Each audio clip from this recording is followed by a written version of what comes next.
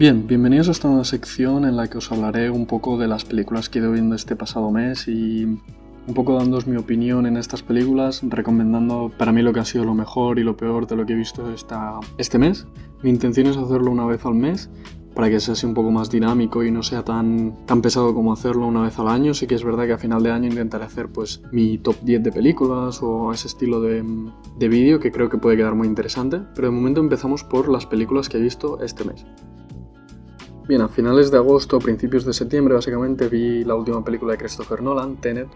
Para mí, mi puntuación es 4 de 5 y básicamente porque sigue siendo una película muy buena, es decir, es una de las mejores películas de todo 2020, aunque bueno, 2020 ha ido un poco como ha ido, ¿no? Pero sí que es verdad que la historia es muy compleja en el sentido de que has de estar muy atento todo el rato.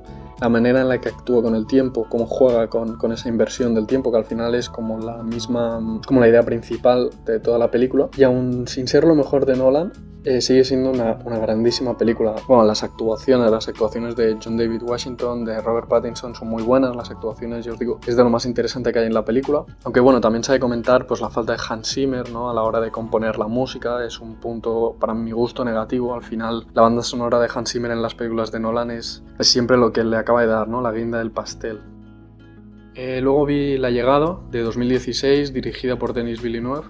Esta película siempre me ha gustado muchísimo, le he puesto un 4,5 de 5. En mi opinión es una de las mejores películas de ciencia ficción de los últimos años. Tiene un ambiente único, muy suave, pero a la vez muy oscuro y con un punto de suspense que realmente te hace estar atento toda la película. Y hay un par de cosas que me gustan mucho de la película. La primera de todas es la idea del lenguaje. Para quien no haya visto la película, entre comillas, tiene como la subtrama principal básicamente habla sobre el lenguaje de los humanos y del lenguaje que hemos creado nosotros y de cómo lo hemos usado durante los años, ¿no? Y el segundo punto que me gusta mucho de la película es la exposición que hace de los alienígenas. Es decir, en las películas de ciencia ficción generalmente los alienígenas vienen a destruir el planeta, vienen a hacer daño o cualquier cosa. En cambio, en esta película no vienen a destruir el planeta, básicamente. Estoy intentando no hacer mucho spoiler, pero es que es una película que realmente una vez la entiendes y la has visto, te cambia por completo la idea. Bien, otra película que he visto, Mulan, de este mismo año, salió, si no me equivoco, en Disney Plus a principios de septiembre. Salió por un precio de 30 euros y ya os digo ahora mismo que no vale la pena pagarlo. No vale la pena pagar 30 euros porque al final es otro intento fallido como la mayoría de lo que ha hecho Disney en los últimos años. Esta idea de crear, es decir, recrear una película de dibujos animados con actores de verdad, para mi gusto al menos está fallando bastante, no está siendo como se esperaba, yo creo. Algo bueno que tiene la película, al menos las batallas y las luchas están bastante entretenidas, es decir, al menos no es un aburrimiento verla, no pierdes el tiempo, por decirlo así, pero sí que es verdad que en mi opinión podría haber sido mucho mejor. Otra película, Scott Pilgrim vs. El Mundo, o Contra el Mundo. Para mi gusto, una de las mejores comedias de los últimos años, un 4 de 5. Más que nada por lo única y entretenida que es decir, es una de las mejores comedias, más que nada por la peculiaridad que tiene. Esta oda a los cómics que hace, la manera en la que está realizada, la manera en la que está actuada, las actuaciones son tan sobreactuadas que son buenas. Es decir, tiene este punto extremo de comedia que desde mi punto de vista hace que la película sea aún mejor.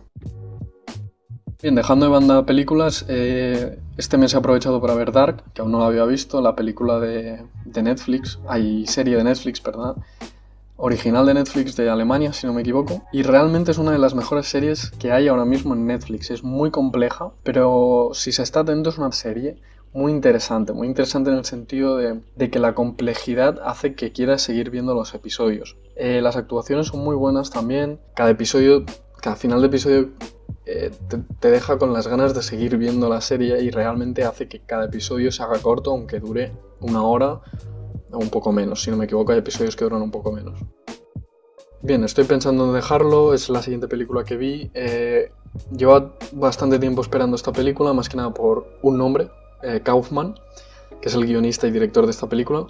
Y bueno, Kaufman es uno de los guionistas con mayor reputación o con mayor reconocimiento en la industria por las películas tan únicas que hace. No te van a dejar indiferente, es decir, cada vez quien vea la película puede decir, vale, me ha gustado mucho o no me ha gustado nada. Lo más importante yo creo es la manera en la que se trata la historia y la manera en la que habla sobre la vida de las personas, el envejecimiento, la madurez. Tiene esta subtrama y comedia oscura que hace que la película sea muy diferente al resto. Y al final es una película que realmente vale la pena ver solo para entender cómo es el cine de Charlie Kaufman y para entender que no todas las películas van a tener explosiones, ni van a tener locuras, ni nada.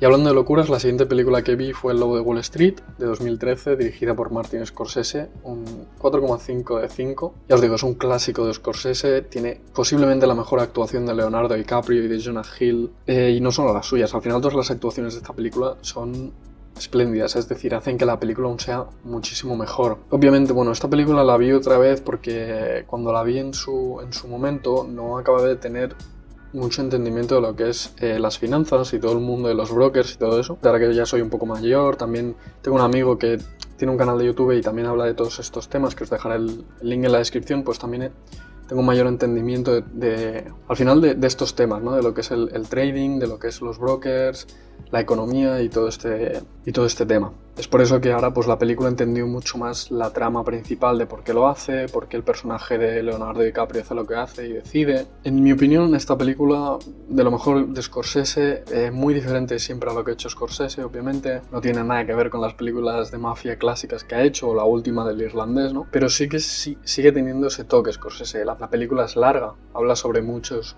temas, pero en mi opinión no sobra absolutamente nada. La siguiente película fue El Diablo a todas horas, de este mismo año, protagonizada por Robert Pattinson y Tom Holland. Y bueno, la película le doy un 3 sobre 5. La película, en mi opinión, es pasable, no es lo mejor del año, obviamente. Sigue siendo entretenida, lo único que para mi gusto es muy larga. Netflix la ha puesto en una categoría que para mí lo describe perfectamente, que es a fuego lento. Es decir, esta película realmente se va cocinando durante mucho rato y al final, el clímax final, para mi opinión, no llega a dar lo que podría haber dado después de toda esa película y de toda esa trama tan trabajada. Eso sí, las actuaciones bastante buenas, en mi opinión podrían ser mejorables, no por nada, sino porque los dos protagonistas son británicos y la película está ambientada en el sur de Estados Unidos, si no me equivoco. Entonces tienen ese acento tan cerrado y son muy conservadores. Entonces el hecho de que estén protagonizadas la película esté protagonizada por dos británicos es un poco chocante. Pero la película sí que me gustó por la parte de que es un poco dura y no censura, por decirlo así. Es decir, si hay de salir sangre, sale sangre, si hay tiros y hay muertes, salen. No hay ningún problema para eso. Bien, luego miré un documental que se llama El Dilema Social, le doy un 4,5, más que nada también original de Netflix, más que nada porque en mi opinión tienen una visión muy interesante sobre el tema. Habla sobre las redes sociales, la manipulación que hay por parte de las grandes compañías. Es un documental, ya os digo, muy interesante, sobre todo por la visión y el punto de vista tan desde dentro que hacen. Hablan con inversores de Facebook, hablan con creadores y presidentes de empresas como Pinterest, los primeros trabajadores, pues eso, de Instagram, con el creador del botón de me gusta en Facebook. Tienen un punto de vista desde dentro muy interesante. Y a la vez lo van como compaginando con un cortometraje que han recreado para este documental. El punto negativo quizá que le encuentro es que hay mucha dramatización en ciertos aspectos. La música, el tono en que lo dicen, como la edición que tiene, al final hace que el documental sea demasiado dramático para algo que al final la conclusión no llega a ser tan dramática. Aunque la conclusión sea buena, no llega a ser tan dramática como lo pintan durante el documental. Bien, luego vi V de Vendetta, que no la había visto hasta el momento, 4,5 de 5, es decir, esta película es un clásico de culto. Es curioso que sea una película de DC porque parece una película suelta como tal, es decir, no parece que forme parte de ningún universo ni que sea un cómic ni nada. Bueno, para mi opinión es una de las mejores películas que he visto en tema post-distopia, ¿no? Ya lo que os hablé el otro día de las ciudades del futuro, me da esa sensación, ¿no?, de que se parece un poco o que se inspira mucho en 1984 de George Orwell, pero tiene una historia muy bien detallada, con muy buenas actuaciones. Ya os digo, al final es una película de culto muy importante. Obviamente, bueno, La Máscara de V, ¿no?, es un clásico ya, y es una película, yo creo que ha aportado mucho a nivel cultural y a nivel de la industria del cine, así que 100% recomendada.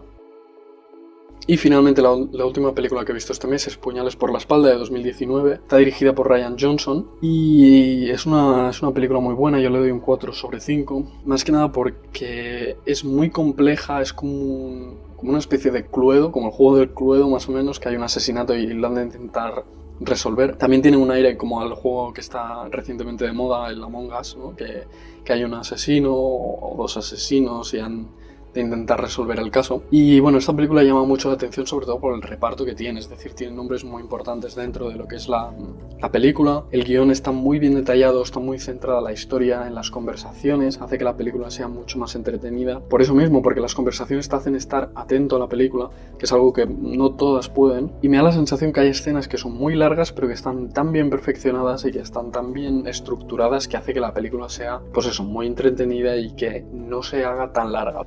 Así que bueno, estas han sido las películas de septiembre y nos vemos en el próximo vídeo. Adiós.